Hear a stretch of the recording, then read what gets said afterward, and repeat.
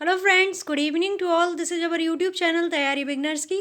तो थंबनेल तो आपने देख ही लिया होगा, पर्यावरण एवं शिक्षण शास्त्र से संबंधित ये वीडियो रहेगा।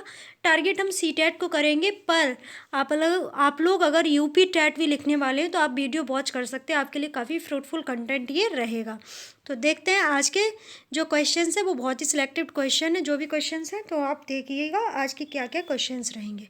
फर्स्ट क्वेश्चन है, जीवाश्म नेशनल नेशनल पार्क अवस्थित है। तो ए ऑप्शन है केरल में, बी ऑप्शन है कर्नाटक धारवाड़ में, सी ऑप्शन है मध्य प्रदेश मंडला में, डी ऑप्शन है छत्तीसगढ़ में। तो जीवाश्म जो बायोस्फीयर रिजर्व है वो आपको कहाँ मिलेगा देखने को? मध्य प्रदेश के अंदर। नेक्स्ट क्वेश्चन है, निम्न में से कौन यूनेस्को धरोहर स्थान है? ए ऑप्शन है केवलादेव राष्ट्रीय उद्यान, बी ऑप्शन है चिल्का झील, सी ऑप्शन है राष्ट्रीय उद्यान, डी ऑप्शन है केरल का पक्ष जल। तो केवलादेव राष्ट्रीय उद्यान जो है वो यूनेस्को की विश्व धरोहर स्थान में, और ये है कहाँ पर? ये है राजस्थान के अंदर। चिल्का लेक जो है सॉल्ट वाटर लेक है और ये ओडिशा में देखने को मिलेगी। नेक्स्ट क्वेश्चन है, निम्न में से किसे वृक्ष मानव कहा जाता है? ए ऑप्शन है बाबा आमटे, बी ऑप्शन है चंडी प्रसाद भट्ट, सी ऑप्शन है रिचर्ड सेंट वार्व में वेकर, डी ऑप्शन है सुंदरलाल बहुगुणा। तो वृक्ष के नाम से, वृक्ष मानव के नाम से कहा जाता है रिचर्ड सेंट वार्व वेकर को। ओके। नेक्स्ट क्वेश्चन है, सेंटीग्रेड एवं फ़ारेनहाइट स्केल में समान तापक्रम होता है तो -40 डिग्री का। नेक्स्ट क्वेश्चन है, किस पक्षी का आँख उसके मस्तिष्क से बड़ी होती है? तो ए ऑप्शन है तोता, बी ऑप्शन है झील, सी ऑप्शन है उल्लू, डी ऑप्शन है ऑस्ट्रिच। तो इसका जो करेक्ट ऑप्शन हो जाएगा वो हो जाएगा ऑस्ट्रिच। ऑस्ट्रिच जो होता है उसकी पक्षी की जो आँख होती है वो है मस्तिष्क से बड़ी होती है। नेक्स्ट क्वेश्चन है, उच्च दाब पर सोडा निर्माण हेतु जल में कौन सी गैस विलय की जाती है?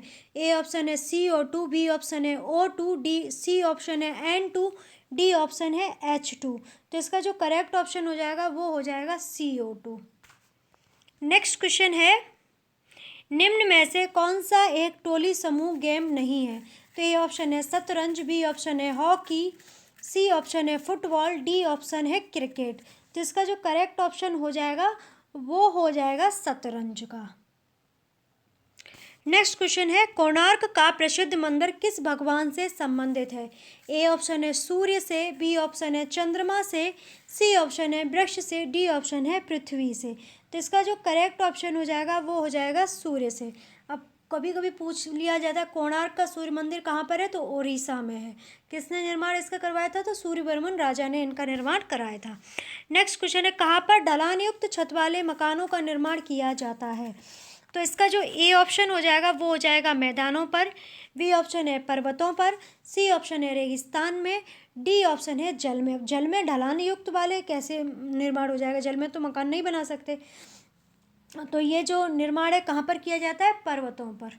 ओके। नेक्स्ट क्वेश्चन है, एक फोटो में एक आदमी की ओर इशारा करते हुए एक औरत ने कहा, उसके भाई का पिता मेरे दादा का एकमात्र बेटा है। तो इस औरत का फोटो के आदमी से क्या संबंध है? ए ऑप्शन है बहन, बी ऑप्शन है माँ का, सी ऑप्शन है दादी, डी ऑप्शन है चाची। तो इसका जो करेक्ट ऑप्शन हो जाएगा वो हो जाएगा बहन।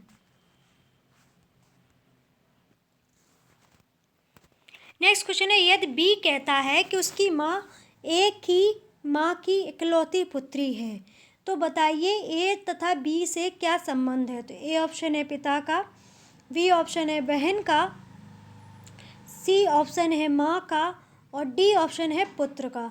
तो यदि बी कहता है कि एक ही माँ की इकलौती पुत्री, जो उसकी माँ है वो एक ही माँ की इकलौती पुत्री है, तो ए का बी से क्या संबंध होगा? तो ए का बी से जो संबंध होगा वो माँ का होगा, क्योंकि बी ये कह रहा है जो उसकी माँ है एक ही माँ की इकलौती पुत्री, तो मतलब उसकी बहन हुई ना, तो वो अपनी माँ की बात कर रहा है और अपनी बहन की बात कर रहा है। तो इसका जो सी ऑप्शन है बिल्कुल करेक्ट हो जाएगा। नेक्स्ट क्वेश्चन है, केले के वृक्ष के किस भाग को खाद्य के रूप में प्रयुक्त नहीं किया जा सकता है? तो ए ऑप्शन है तना, बी ऑप्शन है पत्ता, सी ऑप्शन है पुष्प, डी ऑप्शन है फल। तो बी ऑप्शन जो हो जाएगा बिल्कुल करेक्ट हो जाएगा, क्योंकि पत्ते को खाया नहीं जाता, पत्ते पे भोजन परोसा जाता है। अगर केरला वगैरह आप जाएंगे तो वहाँ पर जो चावल वगैरह खाए जाते हैं वो केले के पत्ते पर ही खाए जाते हैं। नेक्स्ट क्वेश्चन है घी एवं मक्खन निम्नलिखित का स्रोत है। तो इसको क्वेश्चन को बताने की आवश्यकता ही नहीं, आप सभी को पता ही होगी, ये वसा के स्रोत होते हैं, लिपिड्स होते हैं ये। नेक्स्ट क्वेश्चन है भिन्न की पहचान कीजिए। मतलब इन जो 3 चीज़ें हैं, इन जो 4 ऑप्शन दिए गए, इनमें से जो सबसे भिन्न होगा वो ऑप्शन आपको करेक्ट करना है। तो ए ऑप्शन है गेहूँ, बी ऑप्शन है आलू, सी ऑप्शन है गन्ना और डी ऑप्शन है बादाम। तो बादाम इसके बिल्कुल भिन्न है। ओके, नेक्स्ट क्वेश्चन है कौन सी रेखा पाकिस्तान तथा भारत की सीमा निर्धारित करती है। तो ए ऑप्शन है 65 डिग्री पूर्वी देशांतर, ये तो नहीं है ऑप्शन। बी ऑप्शन है डूरंड रेखा, ये भी नहीं है। सी ऑप्शन है 65 डिग्री अक्षांश और डी ऑप्शन है रेड क्लिफ रेखा। तो ये जो रेड क्लिफ रेखा जो होती है वो भारत और पाकिस्तान की सीमा निर्धारित करती है। अब आप लोग को क्वेश्चन में ये बताना है मैकमोहन रेखा भारत और कौन से राज्य के साथ, जो कौन सा जो देश है उसके साथ ये रेखा होती है, तो आपको बताना है। नेक्स्ट क्वेश्चन है भारत में स्थित हिमालय की सर्वाधिक ऊंची जो चोटी है वो क्या है। तो ए ऑप्शन है माउंट एवरेस्ट, बी ऑप्शन है कंचनजंगा, सी ऑप्शन है अन्नपूर्णा, डी ऑप्शन है केटू। तो आपको इस क्वेश्चन को देखने से तुरंत ये लगेगा केटू सबसे ज़्यादा ऊंची चोटी है, पर ये नहीं है, क्योंकि ये जो है पीओके में आती है और ये डिस्प्यूटेड जो एरिया है, तो हम अभी तक जो मानते हैं वो कंचनजंगा को मानते हैं। ओके, अगर यूपीएससी पूछ लेती है तो वो केटू को आंसर प्रीफर करती है, पर बाकी सारे एग्जाम्स जो हैं वो कंचनजंगा सर्वाधिक ऊंची चोटी मानते हैं। तो इस तरह आप लोग याद रखिएगा। नेक्स्ट क्वेश्चन भारत एवं चीन के बीच अवस्थित सीमा रेखा को कहते हैं। तो ए ऑप्शन है डूरंड रेखा, बी ऑप्शन है मैकमोहन रेखा, सी ऑप्शन है सरक्रिक रेखा, डी ऑप्शन है रेड क्लिफ रेखा। तो इसका जो करेक्ट ऑप्शन हो जाएगा वो हो जाएगा मैकमोहन रेखा। ओके, नेक्स्ट क्वेश्चन है कौन सा विभाजक भारत तथा श्रीलंका को अलग करता है। तो इसका जो करेक्ट ऑप्शन हो जाएगा वो क्या हो जाएगा, ए ऑप्शन है पाक जलडमरू मध्य, बी ऑप्शन है रॉस द्वीप, सी ऑप्शन है मन्नार की खाड़ी, डी ऑप्शन है टोरस जलडमरू मध्य। तो जो भारत और श्रीलंका को अलग करता है, क्योंकि ये भारत है यहाँ पर ये जो है, और ये इस तरह श्रीलंका है। ओके, तो यहाँ पे जो इस बीच में है ये जो जगह है ये पाक जलडमरू मध्य है। ओके, पाक स्ट्रेट। नेक्स्ट क्वेश्चन है दक्षिण भारत की सबसे ऊंची चोटी है। तो ए ऑप्शन है गुरु शिखर, बी ऑप्शन है अन्नाई मुदी, सी ऑप्शन है दोदा बेट्टा और डी ऑप्शन है धौलागढ़। तो इसका जो सबसे ऊंची चोटी है वो है अन्नाई मुदी। नेक्स्ट क्वेश्चन छोटा नागपुर पठार की सबसे ऊंची चोटी कौन सी है। तो ए ऑप्शन है महेंद्रगिरी, बी ऑप्शन है पारसनाथ, सी ऑप्शन है गुरु शिखर, डी ऑप्शन है दोदा बेट्टा। तो ये जो सबसे ऊंची चोटी है वो है पारसनाथ की। दोदा बेट्टा जो है नीलगिरी पहाड़ियों की सबसे ऊंची चोटी है, तो ये भी आपको याद रखना है। नेक्स्ट क्वेश्चन है कौन सा शिखर माउंट एवरेस्ट के बाद संसार का दूसरा सबसे ऊंचा शिखर है। ए ऑप्शन है नंदा देवी, बी ऑप्शन है मकालू, सी ऑप्शन है माउंट केटू, डी ऑप्शन है ब्रॉन्ड पीक। तो इसका जो करेक्ट ऑप्शन हो जाएगा यहाँ पर, यह करेक्ट जो हो जाएगा वो हो जाएगा माउंट केटू, जो है संसार का दूसरा सबसे ऊंचा शिखर है। नेक्स्ट क्वेश्चन जोजिला दर्रा जोड़ता है, किसको जोड़ता है। तो ये ऑप्शन है लेह तथा श्रीनगर को, बी ऑप्शन है जम्मू तथा कारगिल को, सी ऑप्शन नेपाल तथा सिक्किम को, डी ऑप्शन है भूटान तथा अरुणाचल प्रदेश को। तो लेह तथा श्रीनगर को जोजिला दर्रा जोड़ता है। ओके, नेक्स्ट क्वेश्चन है पश्चिमी घाट तथा पूर्वी घाट पर्वत श्रेणियां किस पहाड़ी में मिलती हैं। ए ऑप्शन है अन्नामलाई श्रेणी, बी ऑप्शन है नीलगिरी पहाड़ी श्रेणी, सी ऑप्शन है पलानी पहाड़ियाँ और डी ऑप्शन है शेवराय पहाड़ियाँ। तो इसका जो करेक्ट ऑप्शन हो जाएगा वो हो जाएगा नीलगिरी पहाड़ियाँ, जो हैं पश्चिमी घाट तथा पूर्वी घाट पर्वत श्रेणी को जोड़ती हैं। नेक्स्ट क्वेश्चन है पूर्वी तट दो भागों में बांटा गया है। पूर्वी तट को 2 भागों में बांटा गया है। दक्षिण की ओर का हिस्सा कोरोमंडल तट है। उत्तरी तट को क्या कहा जाता है। तो उत्तरी तट को क्या कहते हैं। ए ऑप्शन है उत्तरी सरकार, बी ऑप्शन है काठियावाड़ तट, सी ऑप्शन है ओपन तट, डी ऑप्शन है कंगुक तट। तो इसका जो करेक्ट ऑप्शन हो जाएगा वो हो जाएगा उत्तरी सरकार। पूर्वी तट के 2 भाग में, जो पूर्वी तट है उसे 2 भाग में बांटा गया है, ठीक है। जो दक्षिणी तट है उसे तो कोरोमंडल कहते हैं और उत्तरी तट को उत्तरी सरकार कहा जाता है। तो ये बात आप याद रखिएगा। नेक्स्ट क्वेश्चन है यमुना की प्रमुख सहायक नदियां कहाँ से निकलती हैं। ए ऑप्शन है विंध्य श्रेणी से, बी ऑप्शन है मालवा के पठार से, सी ऑप्शन है दक्कन के पठार से, डी ऑप्शन है अमरकंटक की पहाड़ी से। तो इसका जो करेक्ट ऑप्शन हो जाएगा वो क्या हो जाएगा? तो जो यमुना नदी की सहायक नदियां हैं वे जो मालवा का पठार है वहाँ से निकलती हैं। नेक्स्ट क्वेश्चन है, ब्रह्मपुत्र नदी का स्रोत है। ए ऑप्शन है मानसरोवर झील, बी ऑप्शन है चेलवुंगडंग ग्लेशियर, सी ऑप्शन है यमुनोत्री ग्लेशियर, डी ऑप्शन है गंगोत्री ग्लेशियर। तो इसका जो करेक्ट ऑप्शन हो जाएगा वो हो जाएगा मानसरोवर झील, मानसरोवर झील। ओके, ब्रह्मपुत्र नदी को बांग्लादेश में जमुना के नाम से जाना जाता है। ओके, और ब्रह्मपुत्र नदी पर असम में माजुली द्वीप जो अवस्थित है वो सबसे बड़ा द्वीप है, माजुली द्वीप, जो ब्रह्मपुत्र नदी पर ही अवस्थित है। तो ये भी आपको याद रखना है। नेक्स्ट क्वेश्चन है, तुंगभद्रा तथा भीमा नदियाँ किसकी सहायक नदियाँ हैं? ए ऑप्शन है गोदावरी नदी, बी ऑप्शन है कावेरी नदी, सी ऑप्शन है महानदी, डी ऑप्शन है कृष्णा नदी। तो तुंगभद्रा तथा भीमा जो नदियाँ हैं वो कृष्णा नदी की सहायक नदियां हैं। नेक्स्ट क्वेश्चन है, नर्मदा नदी कहाँ से निकलती है? ऑप्शन है महाबलेश्वर से, बी ऑप्शन है अमरकंटक से, सी ऑप्शन है नासिक जिले से, डी ऑप्शन है ब्रह्मगिरी से। तो जो नर्मदा नदी है इसका जो उद्गम है वो अमरकंटक की पहाड़ियों से होता है। नेक्स्ट क्वेश्चन है, भारतीय महाद्वीप की सबसे बड़ी नदी है? तो ए ऑप्शन है आपका ब्रह्मपुत्र, बी ऑप्शन है सिंधु, सी ऑप्शन है गंगा और डी ऑप्शन है महानदी। तो भारतीय उपमहाद्वीप की सबसे बड़ी नदी जो है वो सिंधु नदी है। नेक्स्ट क्वेश्चन है, लूनी नदी है किस में गिरती है? ए ऑप्शन है यमुना में, बी ऑप्शन है कच्छ के रन में, सी ऑप्शन है गंगा के डेल्टा में, डी ऑप्शन है नर्मदा नदी में। तो जो लूनी नदी है वो जो गिरती है वो कच्छ के रन में गिरती है। नेक्स्ट क्वेश्चन है, प्रायद्वीपीय भारत की पश्चिम की ओर बहने वाली नदियां डेल्टा नहीं बनाती हैं क्योंकि? ए ऑप्शन है पश्चिम की ओर बहने वाली अधिकांश नदियां भ्रंश घाटियों में बहती हैं, बी ऑप्शन है ये नदियां पूर्णतः प्रौढ़ हो चुकी हैं अतः मलबा नहीं ला पाती, सी ऑप्शन है पश्चिमी घाट काफ़ी ऊंचा है जिस कारण ऊपर से गिरने वाली नदियां सिल्ट का सुनियोजित निक्षेप नहीं कर पाती, डी ऑप्शन है उपरोक्त सभी। तो इसका जो करेक्ट ऑप्शन हो जाएगा वो हो जाएगा उपरोक्त सभी। ये जो तीनों ऑप्शन है बिल्कुल करेक्ट है इसमें। नेक्स्ट क्वेश्चन है, गोदावरी नदी कहाँ से निकलती है?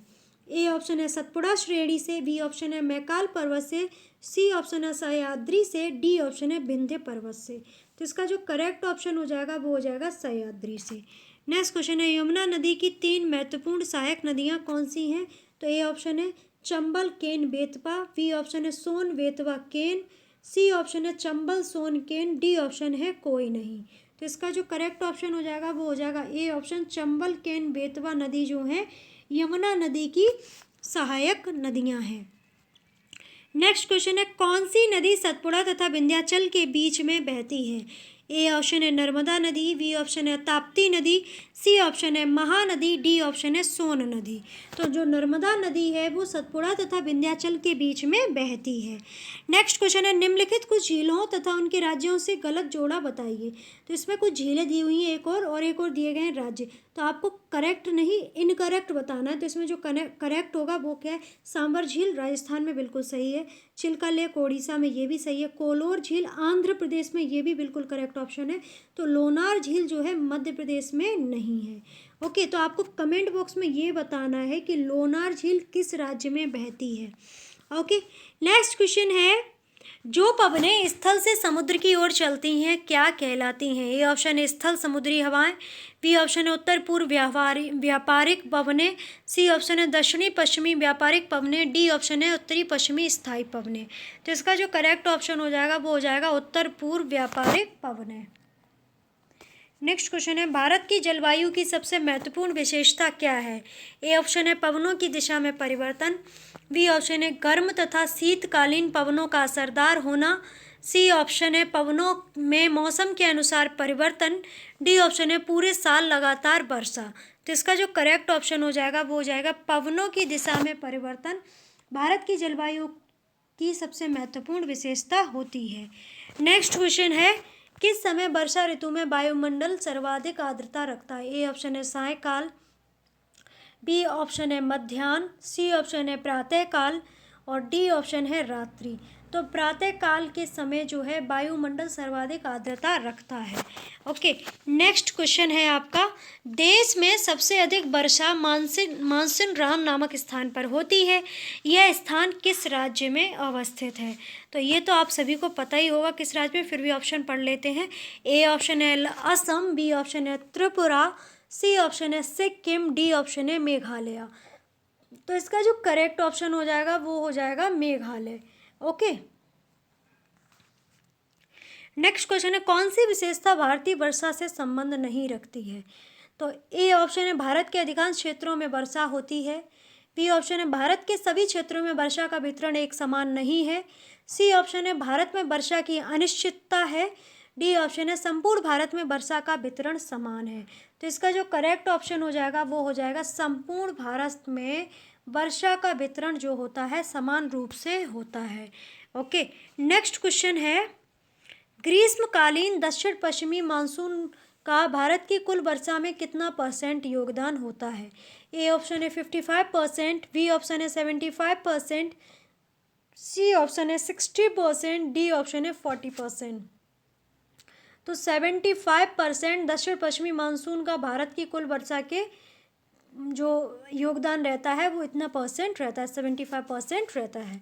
नेक्स्ट क्वेश्चन है, भारत में शीतकालीन वर्षा तमिलनाडु तट पर किसके द्वारा होती है? ए ऑप्शन उत्तर पूर्वी मानसून से, बी ऑप्शन है प्रति चक्रवात से, सी ऑप्शन है चक्रवात से, डी ऑप्शन है समुद्री तूफानों से। तो इसका जो करेक्ट ऑप्शन हो जाएगा वो हो जाएगा उत्तर पूर्वी मानसून से। नेक्स्ट क्वेश्चन है, भारत में सर्वाधिक वर्षा दक्षिणी पश्चिमी मानसून द्वारा होती है, इसकी समय अवधि होती है। ए ऑप्शन है अप्रैल से अक्टूबर तक, बी ऑप्शन है मई से जुलाई तक, सी ऑप्शन है जून से सितंबर तक, डी ऑप्शन है मार्च से अगस्त तक। तो इसकी जो करेक्ट ऑप्शन हो जाएगी वो हो जाएगी जून से सितंबर तक जो है भारत में सर्वाधिक जो वर्षा होती है, जो मानसून का टाइम होता है वो इसी अवधि के दौरान होता है। नेक्स्ट क्वेश्चन है, पश्चिमी बंगाल, असम एवं ओडिशा के राज्यों में मानसून पूर्व आने वाली तड़ित झंझाएं किस नाम से जानी जाती हैं? ए ऑप्शन लू, बी ऑप्शन काल वैसाखी, सी ऑप्शन पश्चिमी विक्षोभ, डी ऑप्शन है मैंगो शावर। तो इसका जो करेक्ट ऑप्शन हो जाएगा वो हो जाएगा मैंगो शावर। पश्चिमी बंगाल, असम एवं ओडिशा के राज्यों में मानसून पूर्व आने वाली तड़ित झंझाएं जो होती हैं, जो हवाएं होती हैं, वे किस नाम से जानी जाती हैं? तो वो मैंगो शावर से जानी जाती हैं। ओके, नेक्स्ट क्वेश्चन है, कोंकण तट पर अप्रैल मई में होने वाली मानसून पूर्व वर्षा को कहा जाता है?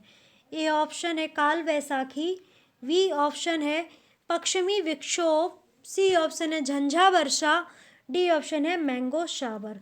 तो इसका जो करेक्ट ऑप्शन हो जाएगा वो हो जाएगा मैंगो शावर। और इसमें जो ऊपर वाला जो आपका क्वेश्चन था, इसमें मैंगो शावर ना होकर इसका जो करेक्ट ऑप्शन हो जाएगा वो हो जाएगा काल वैसाखी। पश्चिमी बंगाल, असम एवं ओडिशा के राज्यों के में मानसून जब पूर्व आने वाली जो झंझाएं होती हैं उन्हें कहा जाता है काल वैसाखी। ओके, कोंकण तट पर अप्रैल मई में होने वाली मानसून पूर्व वर्षा जो होती है उसे कहते हैं मैंगो शावर। नेक्स्ट क्वेश्चन है, किस राज्य में दक्षिणी पश्चिमी मानसून से वर्षा नहीं होती है? ए ऑप्शन है तमिलनाडु, बी ऑप्शन है मध्य प्रदेश, सी ऑप्शन है आंध्र प्रदेश, डी ऑप्शन है गुजरात। तो जो तमिलनाडु राज्य है उसमें दक्षिणी पश्चिमी मानसून से वर्षा नहीं होती है। नेक्स्ट क्वेश्चन है, मानसून की उत्पत्ति की नवीनतम विचारधारा किस पर आधारित है? ए ऑप्शन है प्रति चक्रवातों पर, बी ऑप्शन है ऊपरी वायुमंडल में से जेट नामक संवहन धाराओं पर, सी ऑप्शन है पवनों की दिशा परिवर्तन पर, डी ऑप्शन है स्थल के आसमान गर्म होने पर। तो इसका जो करेक्ट ऑप्शन हो जाएगा वो हो जाएगा ऊपरी वायुमंडल में से जेट नामक संवहन धाराओं पर। तो इसका जो करेक्ट ऑप्शन क्या हो जाएगा? बी ऑप्शन हो जाएगा। नेक्स्ट क्वेश्चन है, भारत में सर्वाधिक विस्तार किस मिट्टी का मिलता है? ए ऑप्शन है लाल मिट्टी का, बी ऑप्शन है जलोढ़ मिट्टी का, सी ऑप्शन है लेटेराइट मिट्टी का, डी ऑप्शन है काली मिट्टी का। तो इसका जो करेक्ट ऑप्शन हो जाएगा वो हो जाएगा जलोढ़ मिट्टी का। भारत में सर्वाधिक विस्तार जलोढ़ मिट्टी का मिलता है। नेक्स्ट क्वेश्चन है, भारत में मृदा अपरदन का सबसे प्रमुख कारण कौन सा है? ए ऑप्शन है वायु द्वारा मृदा का अपवाहन, बी ऑप्शन है बाढ़ द्वारा अपवर्तन, सी ऑप्शन है वनों का बड़ी मात्रा में विदोहन, डी ऑप्शन है जलवायविक दशाएं। तो इसका जो करेक्ट ऑप्शन हो जाएगा वो हो जाएगा वनों का बड़ी मात्रा में विदोहन जो होता है मृदा अपरदन का सबसे ज़्यादा प्रमुख कारण है। विदोहन का मतलब होता है वृक्षों का सबसे ज़्यादा कटना ही जो विदोहन होता है वो कहलाता है। नेक्स्ट क्वेश्चन है, काली मिट्टी किस फसल के लिए उपयुक्त मानी जाती है? ए ऑप्शन है तिलहन, बी ऑप्शन है कपास, सी ऑप्शन है चाय, डी ऑप्शन है गेहूं। तो इसका जो करेक्ट ऑप्शन हो जाएगा वो हो जाएगा कपास। कपास को काली मिट्टी के रूप में भी जाना जाता है। काली मिट्टी क्या कहा जाता है, ध्यान नहीं आ रहा, कुछ कहते हैं इसको, काली मिट्टी का फल कहते हैं यानी क्या कहते हैं। काली मिट्टी किस फसल के लिए जानी जाती है? तो कपास के लिए जानी जाती है। कपास की मिट्टी जो होती है, काली मिट्टी को कपास की मिट्टी भी कहा जाता है एंड जो काली मिट्टी है इसे रेगुर मिट्टी के नाम से भी जाना जाता है। ये थी बात। ओके, नेक्स्ट क्वेश्चन है, किस मिट्टी में पोटास एवं फास्फोरस पर्याप्त मात्रा में पाया जाता है तथा वह मिट्टी सर्वाधिक उपजाऊ होने का भी गुण रखती है? तो कौन सी मिट्टी है? ए ऑप्शन है कांप या जलोढ़ मिट्टी, बी ऑप्शन है पीट मिट्टी, सी ऑप्शन है लैटेराइट मिट्टी, डी ऑप्शन है लाल मिट्टी। तो इसका जो करेक्ट ऑप्शन हो जाएगा वो क्या हो जाएगा? कांप या जलोढ़ मिट्टी जो है इसमें पोटास एवं फास्फोरस है पर्याप्त मात्रा में पाया जाता है और यह मिट्टी सर्वाधिक उपजाऊ होने का गुण भी रखती है। नेक्स्ट क्वेश्चन है, लैटेराइट मिट्टी का अधिकतर जमाव किन राज्यों में पाया जाता है? ए ऑप्शन है कर्नाटक एवं मध्य प्रदेश, बी ऑप्शन है केरल, कर्नाटक व आंध्र प्रदेश, सी ऑप्शन है मध्य प्रदेश एवं बिहार, डी ऑप्शन है त्रिपुरा, मणिपुर एवं मेघालय। तो इसका जो बी ऑप्शन हो जाएगा वो बिल्कुल करेक्ट ऑप्शन हो जाएगा। ओके, नेक्स्ट क्वेश्चन है, लोहे एवं एल्यूमिनियम की मात्रा सबसे अधिक किस प्रकार की मिट्टी पाई जाती है? तो ए ऑप्शन है लाल मिट्टी, बी ऑप्शन है काली मिट्टी, सी ऑप्शन है कांप मिट्टी, डी ऑप्शन है मरुस्थलीय मिट्टी। तो इसका जो करेक्ट ऑप्शन हो जाएगा वो हो जाएगा लाल मिट्टी। ओके, नेक्स्ट क्वेश्चन है, जिस मैदानी क्षेत्र में नदियों का पानी नहीं पहुंच पाता है उसे क्या कहते हैं? ए ऑप्शन है भावर, बी ऑप्शन है दोआब, सी ऑप्शन है बांगर, डी ऑप्शन है भूड़। तो इसका जो करेक्ट ऑप्शन हो जाएगा उसे कहते हैं बांगर मिट्टी। नेक्स्ट क्वेश्चन है, भारत में रेतीली मिट्टी के प्रसार को किस उपाय द्वारा रोका जा रहा है? ए ऑप्शन है वृक्षारोपण द्वारा, बी ऑप्शन है कृत्रिम वर्षा द्वारा, सी ऑप्शन है सिंचाई द्वारा, डी ऑप्शन है मेंढों के निर्माण के द्वारा। तो वृक्षारोपण के द्वारा ही रेतीली मिट्टी को रोकने का उपाय किया जा रहा है। नेक्स्ट क्वेश्चन है, भारत में रेतीली मिट्टी के प्रसार को किस उपाय द्वारा रोका जा रहा है? तो इसका जो करेक्ट ऑप्शन तो हमने आपसे बता ही दिया। नेक्स्ट क्वेश्चन है, पीएच का स्तर कम होने से क्या होता है? ए ऑप्शन है मृदा की क्षारता कम होती है, बी ऑप्शन है मृदा की अम्लता अधिक होती है, सी ऑप्शन है मृदा की अम्लता कम होती है, डी ऑप्शन है मृदा की क्षारता अधिक होती है। तो इसका जो बी ऑप्शन हो जाएगा बिल्कुल करेक्ट हो जाएगा। नेक्स्ट क्वेश्चन है, चावल की कृषि के लिए किस प्रकार की मिट्टी अनुकूल है? ए ऑप्शन है चिकनी मिट्टी, बी ऑप्शन है रेतीली मिट्टी, सी ऑप्शन है डेल्टा क्षेत्रों की चीका प्रधान दोमट मिट्टी, डी ऑप्शन है रेगुर मिट्टी। तो डेल्टा क्षेत्रों की चीका प्रधान दोमट मिट्टी जो होती है चावल की कृषि के लिए सर्वाधिक मतलब अच्छी होती है, उसके अनुकूल होती है। ओके, नेक्स्ट क्वेश्चन है, कल्लहर, रेह, ऊसर, थूर, चौपन आदि किस प्रकार की मिट्टियाँ हैं? तो ये ऑप्शन है पीट तथा दलहनी मिट्टी, बी ऑप्शन है नमकीन मिट्टी, सी ऑप्शन है ज्वालामुखी प्रक्रिया से प्राप्त मिट्टी और डी ऑप्शन है जलोढ़ मिट्टी। तो बी ऑप्शन जो है बिल्कुल करेक्ट इसका हो जाएगा। ये नमकीन जो है मिट्टियाँ होती हैं। रेह से पूर्व काल में जब वो साबुन नहीं हुआ करते तब रेह जो होती है उससे कपड़े धोए जाते थे। ओके, क्योंकि इसमें सोडियम होता है, सोडियम से वस्त्र जो होते हैं वो साफ़ हो जाते हैं, इसलिए रेह से धोए जाते थे। ओके, तो ये था हमारा आज का पर्यावरण से संबंधित बहुत ही महत्वपूर्ण वीडियो। अगर आपको अच्छा लगा है तो लाइक कीजिएगा, सब्सक्राइब करना बिल्कुल मत भूलिएगा और बेल आइकन को प्रेस कर लीजिएगा, जिससे जो भी वीडियो अपलोड होती है उनकी नोटिफिकेशन आपको तुरंत मिल जाया करे। एंड आपको क्या करना है, कमेंट में अपनी क्वेरी और क्वेश्चन को मेंशन कर देना, जिसे फुलफ़िल करने का प्रयास किया जाएगा पूरा। एंड आपको हमारे सोशल मीडिया प्लेटफॉर्म जो है Facebook, Instagram, TikTok, hello, Twitter, share chat, daily motion अगर आप यूज करते हैं तो उन्हें फॉलो कर सकते हैं। एंड आपको टेलीग्राम ग्रुप ज्वाइन करना है, अगर PDF चाहिए क्लास की तो उसका भी लिंक डिस्क्रिप्शन बॉक्स में आपको मिल जाएगा। और मोस्ट इम्पॉर्टेंट, अगर आप ऑडियो सुनना चाहते हैं तो आप हमारे खबरी अकाउंट को तैयारी बिगनर्स की को सर्च कीजिए वहाँ खबरी ऐप पर, और वहाँ सर्च करके फॉलो कर लीजिएगा, वहाँ से ऑडियो रिवीजन करते रहिएगा।